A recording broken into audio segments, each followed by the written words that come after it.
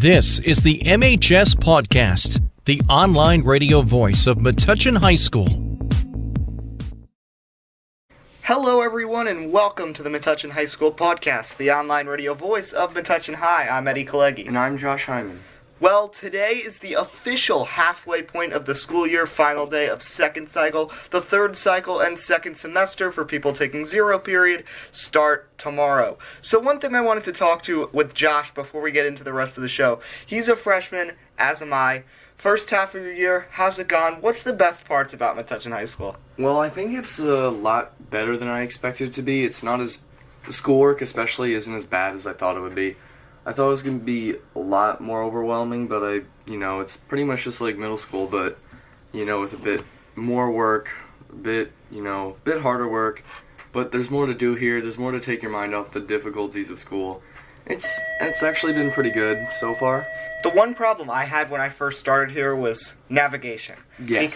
Because I was not used to because Edgar Middle School was pretty much one big revolving hallway all the way around. Yeah. Metuchen High School isn't that same way. So I had trouble with that at first, but it's been a pretty easy adjustment for me. Alright, so one other thing that I wanted to bring up that is pretty good for the Metuchen School District, that according to the National Council for Home Safety and Security, Metuchen schools have been rated 375th best in the entire United States. And think about it, there's a lot of school districts. Good, yeah. Alright, so the 7th ever Metuchen High School podcast today will be exciting after Josh lets us know of the school announcements. He and I will be joined by Mr. Robbins, longtime social studies teacher here at MHS and founder of Breaking the Chain Through Education, to discuss the organization. Then, sports contributor Dylan Manfre returns once again to talk track, wrestling, basketball, and everything that's happened in the last 2 weeks in Metuchen High School athletics. But first, take it away, Josh. Thank you. And as you said, Eddie, today's the halfway point in the school year. Remember to go on Genesis and check your schedules to be aware of any changes for the third cycle and second semester. This Saturday night is the MHS Student Council Snowball, which starts at 7 p.m. Make sure to attend. Also on the horizon, on Tuesday night, February 13th, Metuchen High School will be hosting its prom fashion show at 5:30 p.m. 26 Metuchen High School juniors and seniors will walk the runway in latest prom fashions from Ultimate Fashion, Woodbridge, and Dante Zeller Tuxedo of the New Street Cleaners in Metuchen. Tickets are $5 for adults, $3 for students, and $3 for senior citizens. Proceeds will go to the Junior and Senior Fund, in addition to the Fusil Foundation. Also that week is the MHS School Spirit Week, leading up to the MHS Battle of the Classes on Friday, February 16th at 4 p.m. There'll be lots of coverage of the week marked by excitement and passion the school community in a few weeks here on the MHS Podcast. Finally, wrapping up a busy week of announcements, the MHS Podcast will be broadcasting a pair of basketball games in the upcoming week. First, on Friday night, the boys basketball team will be in action against rival Spotswood. Eddie and I will be on the call. Tip-off is at 6. Then on Monday, the girls team hosts rival Dunellen. The tip-off is slated for 7 p.m. Eddie Kalegi and Dylan Manfre will be on the call for that one. A link to all of our basketball broadcasts is in the description, along with being on our page on the MHS website. That's all I've got. Back to you, Eddie. Thanks a lot, Josh. Welcome back to the Metuchen High School Podcast, the online radio voice of Metuchen High. I'm Eddie Kalegi. And I'm Josh Hyman. It isn't often at school that a student gets the opportunity to help people on the other side of the world. That opportunity does come for students involved in breaking the chain through education.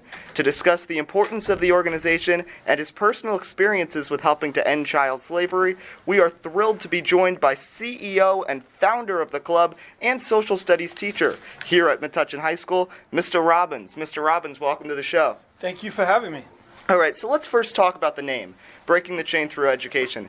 Tell us about this symbolic name, and for students who aren't aware, what this organization is all about. Okay, the name, let me go back. In 2006, I saw a newspaper story about a child slave in Ghana, Africa. My daughter was 6 years old at the time. I saw how different their lives were, and I brought it to my students, and we decided to do something about it. The name is actually a funny thing. Because I teach high school, I asked the students, what are we going to call this? The first name they came up with was something like Ghanorama. I thought that sounded like a venereal disease, so skip that. Then they said, fishing for slaves. That was awful. We're gonna free some slaves. It was painful. And then I had this student, Natalia Sales, come in, and said, what about breaking the chain? So I gave her a big hug because that was great. Then when I became incorporated, there were other breaking the chains, so we had to add something to make it unique. Somebody came up with the idea of through education. So then that's how it became breaking the chain through education. All right, so before we focus towards the club, let's talk a little about you. When did you first become aware of the issue of child slavery in Africa and realize that you wanted to do something about it? So I just mentioned in 2006 I saw the newspaper article.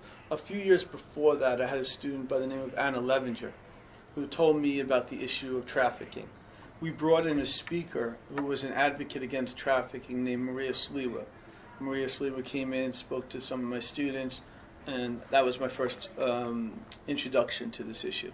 So for any student who doesn't know, you have been to Africa several times before to work with this. So what was the experience like in getting to actually witness this firsthand and helping students actually physically getting to do it? Like, what was that like for you? So I've been to Ghana 8 times.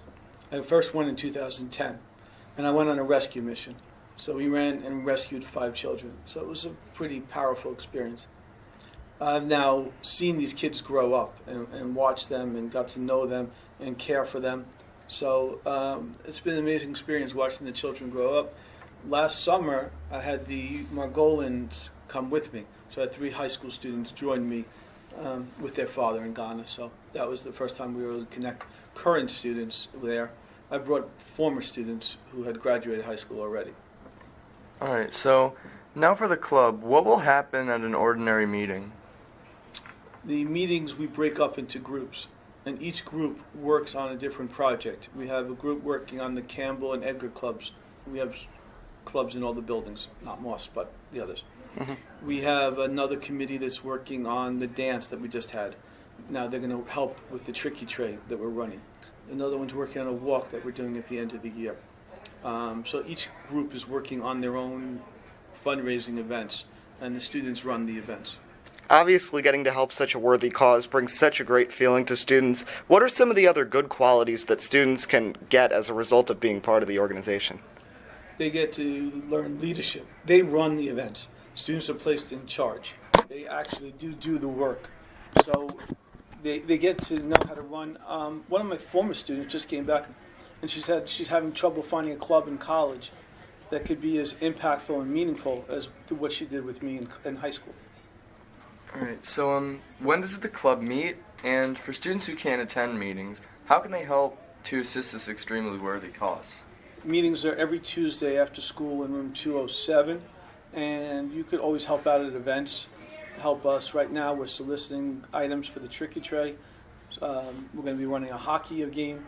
People come to the hockey game. So join us at the events and help out there. All right, well, that's all the time we have. For more information, visit btcte.org for more information on this extremely worthy cause. Mr. Robbins, thanks for joining us on the MHS Podcast. Thank you very much. All right, when we come back, sports contributor Dylan Manfre will join us for a look back in the last couple weeks in Metuchen High sports. I'm Eddie Kalegi. And I'm Josh Hyman. This is the Metuchen High School Podcast, the online radio voice of Metuchen High. Insurance. It's a commodity. It shouldn't be an impulse buy. Purchasing the right insurance takes time, and it must be fitted for your goals and your lifestyle. Farmers Insurance likes to do it right. They invite you to sit back, have some coffee, and relax. They listen to your needs, desires, and dreams, and shape an insurance policy just for you.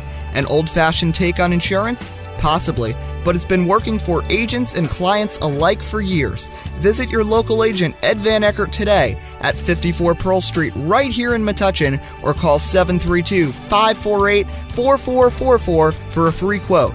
Ed's number one concern is Metuchen. Once again, that's 732-548-4444 or at 54 Pearl Street in Metuchen. Farmers, making the Brainy Borough smarter about insurance. We are farmers. Bum, ba, bum, bum, bum, bum.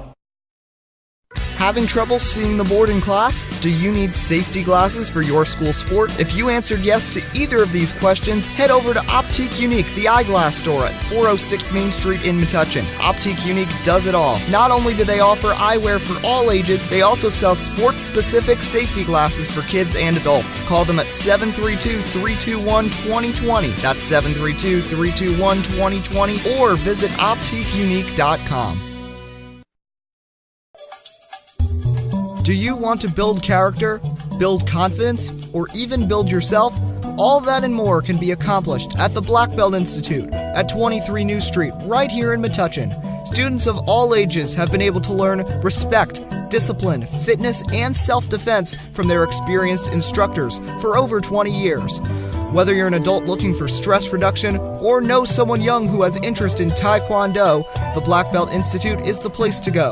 The Institute takes a fun approach at teaching the rules of self-defense, instilling in their students an I-can-do-it attitude.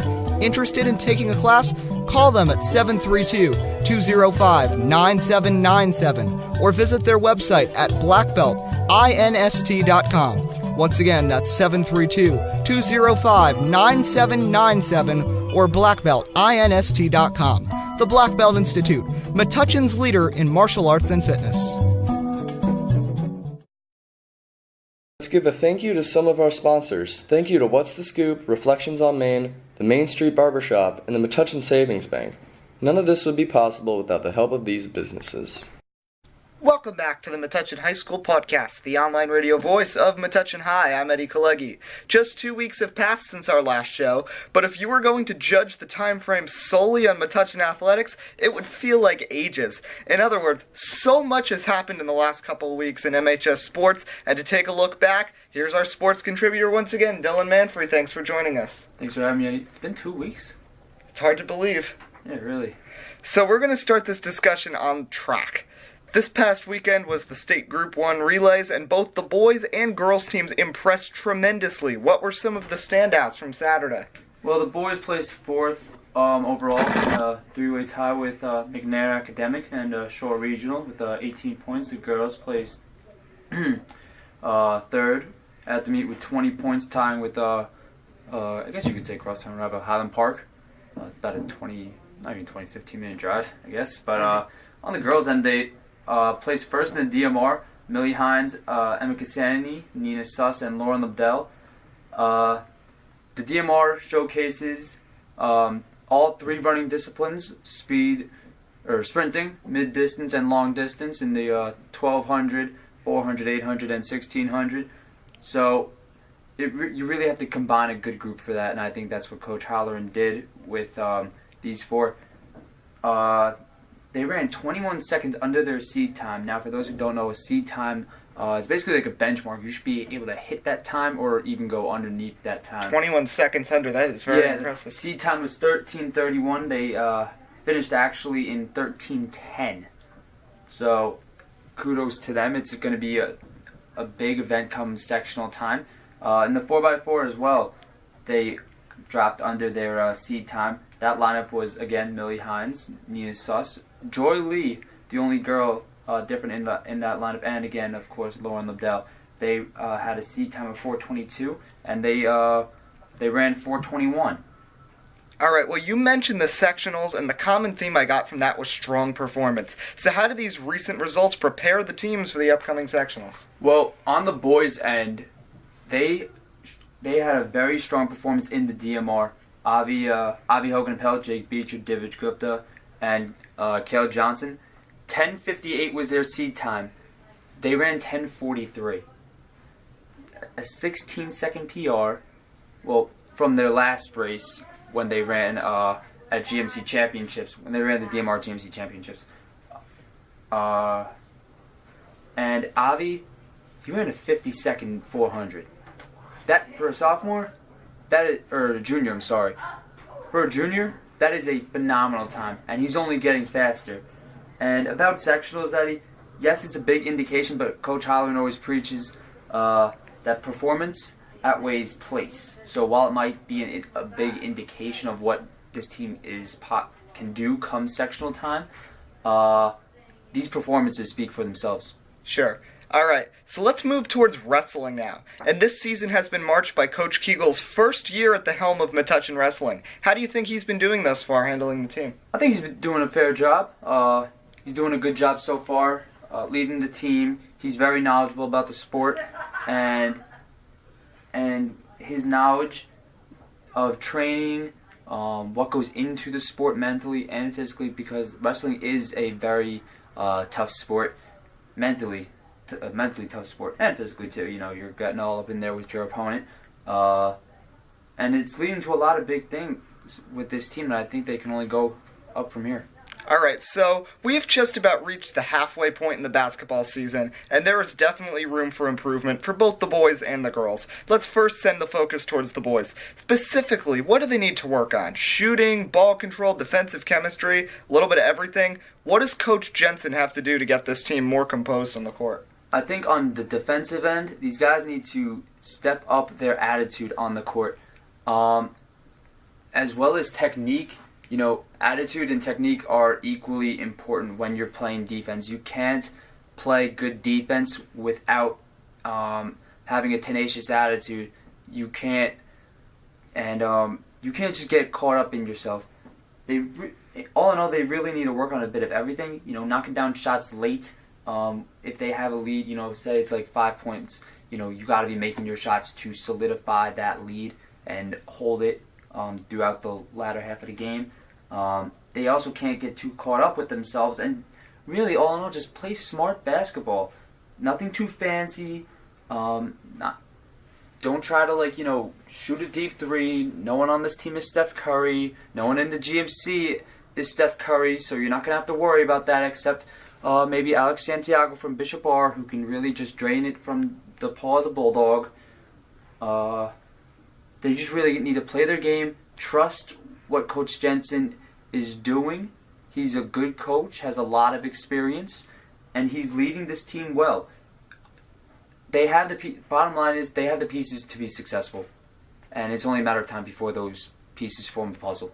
It's also been a rough season for the girls, but this team did show some promise on both ends of the floor Monday night. It was a 58-47 loss to Livingston, but very impressive. What was clicking for this team in that game, and is it something they can build on for future success? It's definitely something they can build on. Their continuity on the court has been absolutely stellar. They ran the offense through Rory and Chase really the most efficiently. They've ran it through them the past couple games. It's looked fine-tuned, it's looked concise, and not doing anything fancy. They also found Sam Anton, who had a breakout game the other day with a career-high 16 points to go along with her 9 rebounds. She also drew a lot of and-one opportunities, and Anton converted on those 3-point plays later on in the game, but those free throws were big. Even though she missed, she made up for that in the end. And I think if she can remain aggressive down low in the post, and she can, get those and-one opportunities, and also, again, begin to start converting on those free throws, it'll help Metuchen a lot in scoring, keep the game close, or even, solidify a lead here and there. What this team really needs to focus on is that they can't keep digging themselves into a big hole early. At the end of the first quarter, it was, I believe, 19-6 in favor of Governor Livingston the other day. Rory and Chase did a good job of defending Skylar Diggins and Paige Phillips, the two Governor Livingston sharpshooters. But it just shows that this team needs to defend a three-pointer and, again, not dig themselves into big holes. If somebody gets hot, Metuchen's very good at picking them out. They're just having a tougher time slowing them down, which then leads to a double-digit lead, which Metuchen cannot afford to have. Well, you mentioned a senior Rory Joselle, a sophomore Sam Anton, and a freshman Chase Clavon. So I got to follow up. Does that help this team? I mean, you've got people producing from different grade levels, and it's almost like the next person steps up in a way. Because you've got a lot of diversity per se on the team with a lot of different grade levels and a lot of different attributes. There was a lot of diversity on this team. Roy Giselle is definitely the big senior leader. So I also feel that Roy has had a great effect on the rest of this team. We're really seeing what she can do now. Now that she's the primary option ever since Bryn Farrell suffered her injury, I think 2 games into the season, which, again, absolutely devastating blow to this team. But, we're really seeing Rory's leadership, her true abilities on the court, and I feel like her basketball IQ has had an effect on, like you said, Chase, who next year, once Rory is gone, and hopefully Bryn's back to full strength, Chase will be expected to, produce on a caliber such as Rory is doing this year. Sam Anton, I think it's only a matter of time before she fully comes into her own and, remains aggressive all throughout.